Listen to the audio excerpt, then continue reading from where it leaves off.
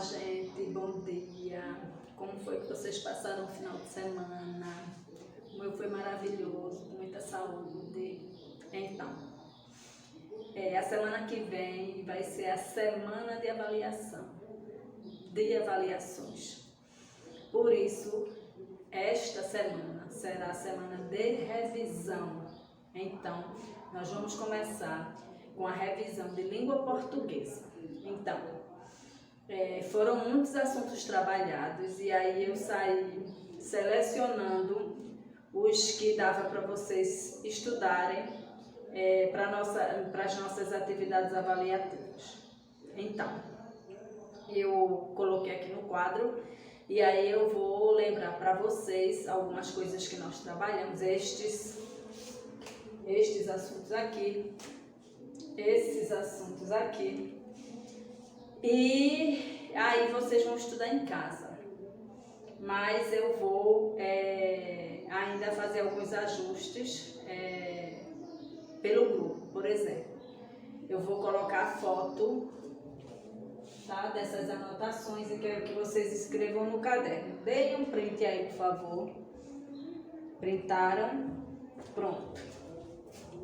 Então, se vocês quiserem também explicações pelo privado, eu vou dando algumas explicações, tá? Algumas pessoas estão descartando os vídeos da aula, mas eu envio os meus vídeos pelo YouTube, justamente para não comprometer a memória do celular de vocês, tá certo? Então, se vocês deixarem esses vídeos das aulas para irem estudando, para fazer revisão, não tem importância. Pode deixar, que não vai comprometer a memória do celular de ninguém, tá bom? Então, vocês já tiraram um print, eu vou mandar foto para vocês copiarem no caderno. E se vocês estiverem com dúvidas, eu vou enviando as aulas que eu enviei para vocês. Se vocês descartaram, né, eu posso enviar para vocês pelo privado essas aulas. E até mesmo no grupo também eu posso enviar, tá?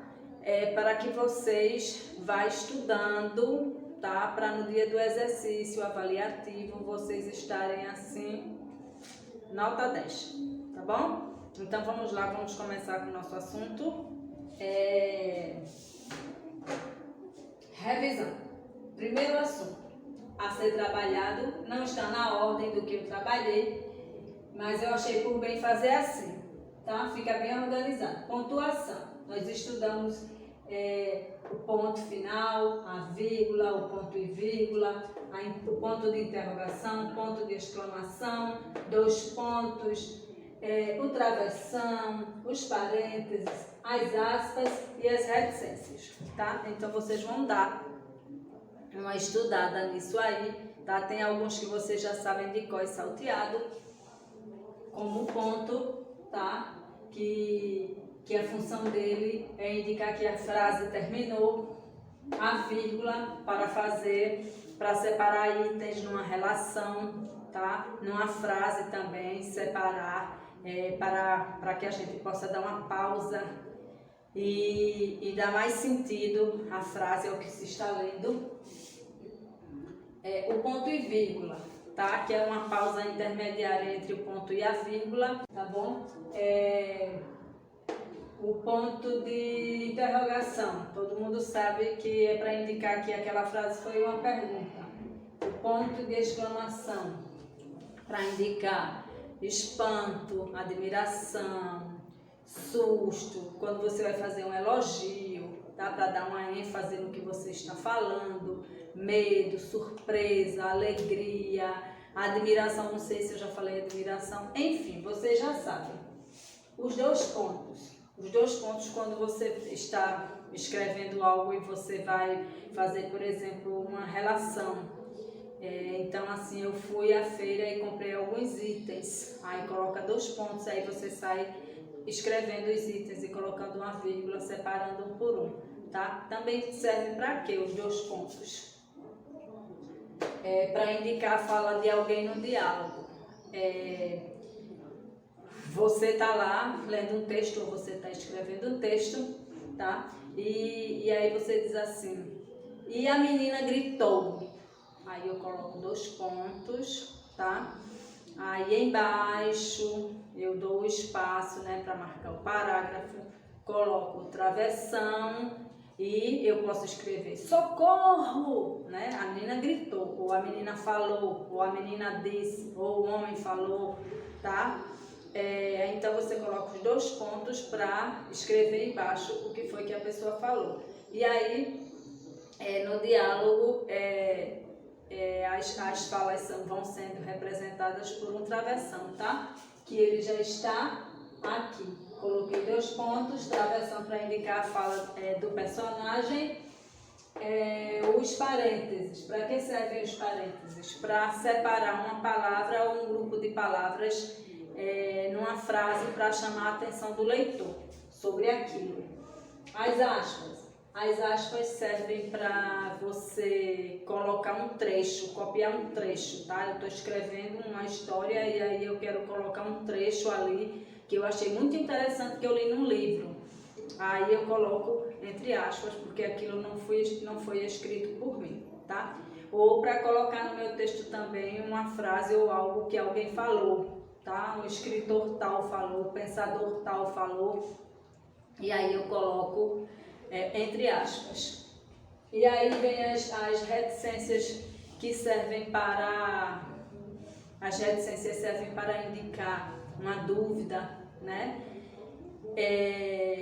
Até uma interrupção na fala de alguém, no texto ou no diálogo, tá? Eu dei um exemplo para vocês do menino que a avó pergunta como foi a aula hoje. Quando ele começa a falar, aí ela vai interromper, ele diz, venha, vamos comer um lanchinho, que depois você me conta isso. Então partiu a fala do menino, a gente sabe que ele ia terminar de falar, mas ela interrompeu, bota reticências, tá certo? 2. Organizar o texto em parágrafos. Nós estudamos como organizar o texto em parágrafos. E aí eu pego o tema que eu vou trabalhar, tá? E aí eu vou falar várias coisas sobre um único tema. Por exemplo, vamos falar sobre meio ambiente. O tema do meu texto é meio ambiente. Eu coloco lá o título que eu quero. E aí eu vou falar sobre a água em primeiro parágrafo, não é? Eu coloco o espaço, tá? Para começar a escrever, eu dou o espaço para marcar aquele parágrafo e vou falar sobre a água. Aí quando eu termino de falar sobre a água, eu vou falar sobre as árvores, aí outro parágrafo, tá? Eu vou falar sobre a poluição, outro parágrafo, e assim eu vou desenvolvendo o meu texto, tá? 3. Uso do dicionário. Nós precisamos sempre, porque ninguém sabe de tudo, tá? Muitas vezes a gente interpreta, né? A gente faz uma inferência, tá lendo um texto, não sabia o sentido daquela palavra, eu falei para vocês já. Aí você vê uma palavra que você não sabia o significado, mas pelo contexto, pelo que as pessoas estão falando, pelo que está escrito ali, aí você entende, tá? Você faz a inferência, você compreende o que aquela palavra quer dizer. Mas muitas vezes você não consegue fazer a inferência, não consegue interpretar, tá? O que aquela palavra quer dizer. Então você vai recorrer ao dicionário, tá? Que pode ser um dicionário online e pode ser um dicionário manual. E no dicionário manual você vai abrir o dicionário, você sabe que as palavras estão todas em ordem alfabética, que existem as palavras guias que estão lá em cima das páginas, tá? Em negrito, nós já trabalhamos o negrito, tá? E observando aquela palavra, você sabe as outras palavras que vêm naquela página, aquilo dali a gente chama de palavras guias. E aí a palavra que você está procurando, ela também vai estar em negrito, e ali vai, quando você vai ler o significado, lá diz se a palavra é um substantivo, se é um adjetivo, se está no feminino, se está no masculino, se está no singular, se está no plural, lá diz, e depois vem o significado das palavras, tá? E aí, quando eu vou procurar a palavra, por exemplo, eu quero saber a palavra, por exemplo, brincou. Uma palavra bem simples, brincou. Faz de conta que vocês, crianças, não sabem o que é brincou. Aí você vai procurar a palavra brincou, aí você vai pegar aquela palavra e vai procurar aquele verbo no infinitivo. Então, você vai procurar brincar, tá? Então, nós já estudamos, eu estou só fazendo uma revisão sobre o uso do dicionário. Estabelecer relações entre partes de um texto. Como é que eu estabeleço relações entre partes de um texto, tá? Eu estou escrevendo algo e aí eu quero continuar escrevendo, mas por exemplo, eu estou escrevendo sobre a professora. Eu já dei esse exemplo para vocês, que o exemplo também pode ser menino, o exemplo pode ser também criança, o exemplo pode ser também as águas dos rios. E aí, mais lá adiante, eu quero falar sobre a mesma coisa, mas eu não quero repetir a palavra, então eu uso um sinônimo, tá? Eu uso um sinônimo, que são sinônimos, palavras que querem dizer a mesma coisa ou quase a mesma coisa, tá? Então, quando eu dei o exemplo para vocês de professora ou professor, eu falei que professora poderia ser mestre ou mestra, tá? Mediador ou mediadora, educador ou educadora, e assim sucessivamente, para que aquilo não fique repetitivo no texto, tá? Aí vem os pronomes também. Os pronomes existem para substituir os nomes, então tanto eu posso usar um sinônimo quanto eu posso usar um pronome. E aí, pronomes pessoais, que são aqueles que se referem às pessoas, tá? Por exemplo, eu, tu ou você, tá? Ele ou eles, ou ela ou elas, tá? Mas aí você vai ter as três pessoas do singular, eu, tu ou você, ele ou ela. E depois vem as três pessoas do plural, né? Nós, que é o plural de eu, nós, vocês ou vós, tá? Ele, eles ou elas, tá? Lá no plural. Aí vem os pronomes possessivos, tá? Que indica posse.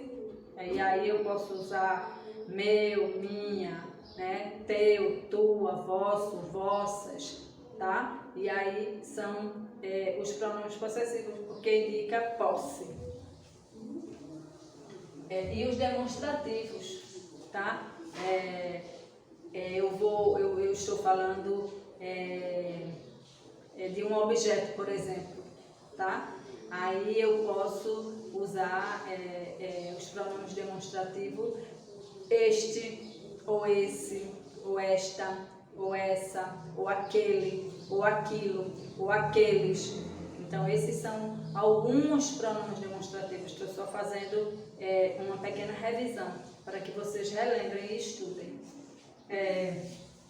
Compreensão lúdica, estilística de textos em verso e prosa. O que é a compreensão lúdica? Nos textos em verso e prosa, eu falei para vocês que não é um texto muito técnico.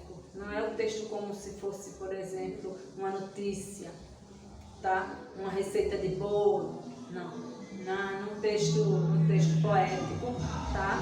Nos poemas e nas poesias, o autor brinca com as palavras, eu já falei para vocês. Ele, muitas vezes, ele usa uma palavra não com o sentido do dicionário, tá? Mas ele dá um sentido conotativo. Ele usa uma palavra, mas ele quer dizer outra coisa. Eu já falei para vocês. E aí eu posso dar o exemplo de meu coração chega a doer quando eu lembro de você. Tá? O coração não dói, mas isso quer dizer que a pessoa está passando por uma grande angústia, né? Você é a minha vida, tá? Outra coisa, você é a luz que ilumina o meu caminho. Lógico que eu não sou uma luz, né? A não ser que eu me vista assim de lâmpada, né? E saia toda iluminada para guiar a vida de alguém, tá? Então, os autores, nos textos poéticos, nos poemas e nas poesias, tá? Eles utilizam muito as palavras. Eu trabalhei com vocês logo no primeiro texto, Cidade Maravilhosa e berço do samba. Berço, será que o samba teve um berço? Será que quando o samba nasceu, a cidade do Rio de Janeiro era um berço de bebê, um colchão, um mosquiteiro? Não, né, minha gente? Quer dizer que o samba surgiu lá, se desenvolveu, né? Teve destaque lá na cidade do Rio de Janeiro. E aí a dimensão lúdica dos textos poéticos em verso e prosa, tá? Em verso são os poemas e em prosa são os textos como, por exemplo, os contos, tá? Que não são escritos em versos, estrofes, tá? Vamos ver. 6. Apreciação de poemas visuais e concretos. Poemas visuais e concretos, né? Os poemas visuais e concretos, eles usam muito poucas palavras e ele usa muita imagem. Por exemplo, eu mostrei para vocês, eu botei num grupo, né, alguns poemas visuais e concretos. Na maioria das vezes eles usam poucas palavras e mais imagens. Então é um poema falando de uma bicicleta. Aí o autor escreve todo em forma de bicicleta, né? As palavrinhas formando uma rodinha, mais palavrinhas formando outro pneuzinho, tá? Mais palavrinha formando o guidão, mais palavrinha formando a sela, o quadro todo em forma de palavras. Aí eu coloquei violões, corações, rostos de pessoas desenhados como se as linhas fossem as palavras. Mas escrevi um texto também de Milor Fernandes, que não tinha imagem, mas tinha palavras e era curtinho. Era mais ou menos assim: um homem bem vestido entrou no botequim, bebeu muito, bebeu tanto e saiu de lá assim. Aí ele escreve o verso e saiu de lá assim, como se o homem estivesse tombando, não é? Então, assim, isso é um poema concreto. E aí vocês vão estudar, tá? Já falei sobre tudo isso. Vocês vão estudar, porque a semana que vem, provavelmente na segunda-feira, vai ser as nossas atividades de língua portuguesa, tá? E aí eu vou mandar os complementos, vou mandar a foto, tá? E posso até mandar as aulas pelo grupo, as aulas que nós já trabalhamos, para vocês darem uma olhadinha, tá bom? Beijo para vocês, até amanhã que vai ter revisão de matemática. Tchau!